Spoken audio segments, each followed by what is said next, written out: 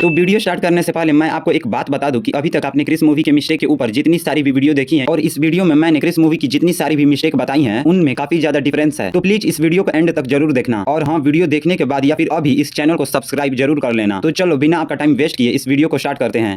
चलो भाई देखो। तो इस मूवी की सबसे पहली मिस्टेक ये है कि पहले कोई मिल गया आई, फिर उसके बाद क्रिस आई और फिर उसके बाद सीधे क्रिस 3 आ गई। नहीं मतलब भाई क्रिस 2 कहाँ गई।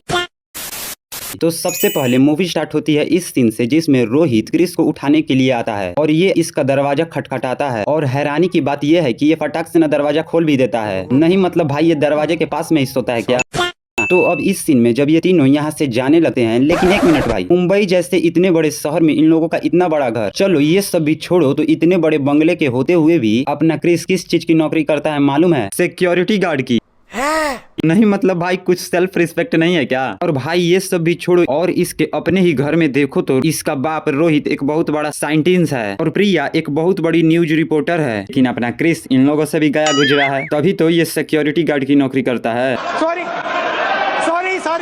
अभी यहाँ पर जब ये दोनों एक दूसरे से बात कर रहे होते हैं तो अभी ये बोलता है कि ये ही क्रिस है। अबे साले सच में भाई, और अगर तू रियल क्रिस भी होता ना तो तेरी बातों पर किसी को भी यकीन नहीं होता। और भाई उसको छोड़ो, इसको देखो ये कैसे रिएक्ट कर रहा है जैसे कि वही क्रिस है। तो अभी अपना क्रिस उस प्लेन तक पहुंचने के लिए सोच रहा होता है, तभी ये अपना बड़ा वाला दिमाग लगाता है। इसका सुपर पावरफुल वाला दिमाग इसको बोलता है कि भाई तू वहाँ पड़े उस एंटीने से छलांग लगा ले। तो भाई ये सोच रहा था तब तक तो सही था, लेकिन अगले ही पल ये इस एंटीने से छलांग लगाकर उस एयरप्लेन के टायर तक पहुंच भी जाता है। इतने तेजस्वी लोग हैं हमारे पास। नहीं मतलब भाई, और भाई मैं सोच रहा था कि अगर क्रिस का कैलकुलेशन हल्का सा भी गलत निकलता तो अपने इंडिया के नंबर 1 सुपर हीरो का गेम वहीं पे ओवर हो जाता। अभी यहाँ पर प्रिया के घर के दरवाजे पर बेल बजता है, तो अभी प्रिया घर के बाहर जाकर देखती है तो बाहर कोई भी नहीं होता है, लेकिन अगले ही पल जब प्रिया घर के अंदर आती है तो ये भाई साहब इस घर के दरवाजे को तोड़कर अंदर आ जाते हैं। अबे तू थोड़ा सा बहन का लोड़ा आ क्या। नहीं मतलब भाई जब तेरे को दरवाजा ही तोड़कर अंदर आना था तो घर के बाहर बेल क्यों बजाया। खैर अभी इस सीन में जब ये दरवाजा प्रिया के ऊपर गिरा था तो अभी प्रिया के सर के नीचे वाले साइड में इसको चोट लगती है, पर जस्ट अगले ही सीन में चोट तो इसके सर के ऊपर वाले साइड में लगी होती है। तो अभी इस सीन में यहाँ पर ये जो कचड़े का डब्बा है उसमें बहुत सारे कचड़े ऊपर तक भरे होते हैं, लेकिन अगले ही पल जब अपना क्रिस सुपरमैन की तरह उड़कर इस कचड़े के डब्बे के ऊपर लात मारता है तो इसमें जो कचड़ा रखा हुआ था वो अभी अचानक से गायब हो जाता है। लेकिन एक मिनट भाई, मेरे को कोई एक बात बताओ कि अपना कृपाल ककरी, मेरा मतलब कि क्रिस, कभी कभी सुपर हीरो की तरह उड़ने लगता है और कभी कभी लंबी लंबी छलांगे भी नहीं लगा पाता है, मतलब इसके पास कौन सी शक्ति है भाई। और भाई अगर तुमको पता होगा कि इसके पास कौन सी शक्ति है तो कमेंट में जरूर बताना। तो अभी इस सीन में जब यहाँ पर काया खड़ी होती है तो अभी इसने अपने एक हाथ में एक स्मार्टफोन लिया होता है, लेकिन अगले ही पल जब ये यहाँ से जाने लगती है तो इसके हाथ में जो स्मार्टफोन था वो अचानक से गायब हो जाता है। अभी यहाँ पर जब ये दो बड़े बड़े लकड़े क्रिस की तरफ आ रहे होते हैं अभी फिर से क्रिस उड़कर इन दोनों लकड़ों को लात मारता है। तो अगर लॉजिक के हिसाब से सोचा जाए तो ये दोनों लकड़े इसके अगल बगल में ही कहीं पर गिरे होंगे, लेकिन अगले ही पल जैसे ही कैमरा दूर से दिखाता है तो क्रिस के आसपास में तो कुछ भी नहीं गिरा हुआ होता है। तो अभी यहाँ पर जब प्रिया क्रिस को बर्थडे वाले दिन सरप्राइज देने वाली होती है तो अभी जब क्रिस यहाँ पर आता है तो अभी यहाँ पर नीचे कहीं भी कोई भी नहीं होता है, पर अगले ही पल जब क्रिस यहाँ से जाने लगता है अभी यहाँ पर ये इतने सारे लोग पता नहीं कहाँ से प्रकट हो जाते हैं।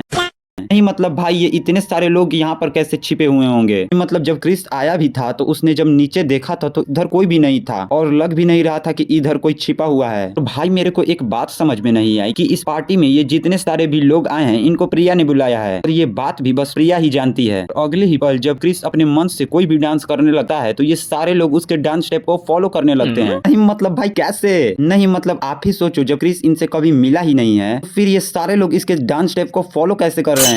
चूतिया बनाया तुमको। अभी इसी सीन में जब क्रिस यहाँ पर डांस कर रहा होता है तो अभी क्रिस ने जो शर्ट पहना हुआ होता है उसका बाजू यहीं तक होता है, मतलब आसान भाषा में कहूँ तो क्रिस ने हाफ शर्ट पहना होता है, पर जैसे ये डांस खत्म होने वाला होता है तो क्रिस का हाफ शर्ट फुल शर्ट में बदल जाता है। मतलब पहले वाले इस सीन में देखो क्रिस का बाजू यहीं तक था और अब इस वाले सीन में देखो क्रिस के शर्ट का बाजू यहाँ तक आ जाता है।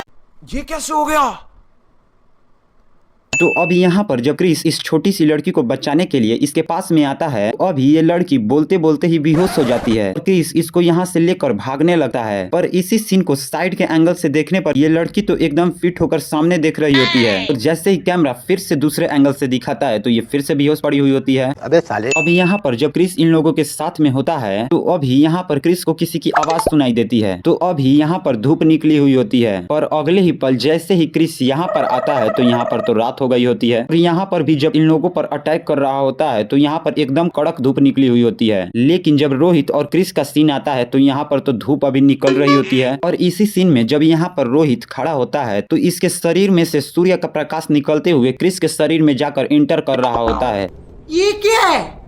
नहीं मतलब भाई ये सोचने में ही अजीब लग रहा है, किसी आदमी के शरीर से सूर्य का प्रकाश कैसे निकल सकता है भाई। और भाई ये सब भी छोड़ो, अभी यहाँ पर इतना बड़ा ब्लास्ट होता है तो कहीं पर भी रोहित के शरीर के बॉडी का एक दो पार्ट्स गिरा हुआ होना चाहिए। और भाई वो सब भी छोड़ो तो रोहित कहाँ गया भाई। नहीं मतलब हम सभी को ये बात तो पता थी कि क्रिस के पास उड़ने वाली पावर है, लेकिन ये बात आज पता चली कि रोहित के पास गायब भी होने वाली शक्ति है। नहीं मतलब भाई ये जादू है क्या? सही पकड़े हैं।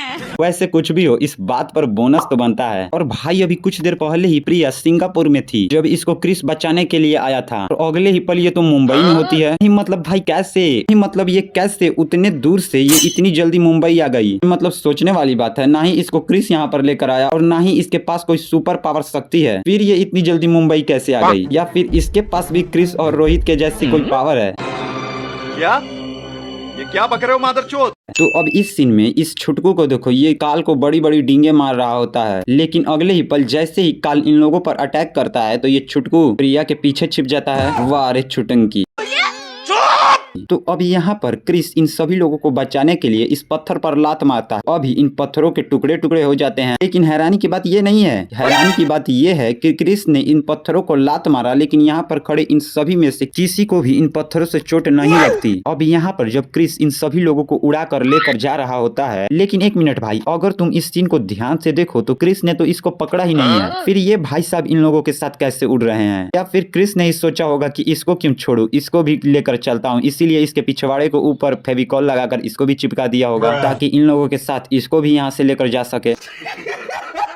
तो अब इस लास्ट वाले सीन में जब क्रिस इस मशीन के ऊपर लात मारता है तो वहां पर रखी ये मशीन चालू हो जाती है और काल इस मशीन में जाकर चिपक जाता है। लेकिन एक मिनट भाई, यहाँ पर तो बहुत सारे मेटल के सामान रखे हुए हैं, फिर काल ही जाकर यहाँ क्यों चिपका? खैर आज के लिए बस इतना ही। अगर वीडियो पसंद आई हो तो वीडियो को लाइक और चैनल को सब्सक्राइब जरूर कर लेना। और हाँ, कमेंट करके ये जरूर बताना कि नेक्स्ट वीडियो तुमको किस मूवी के मिस्टेक के ऊपर चाहिए। तो मिलते हैं फिर अपने नेक्स्ट वीडियो में, तब तक के लिए बाय।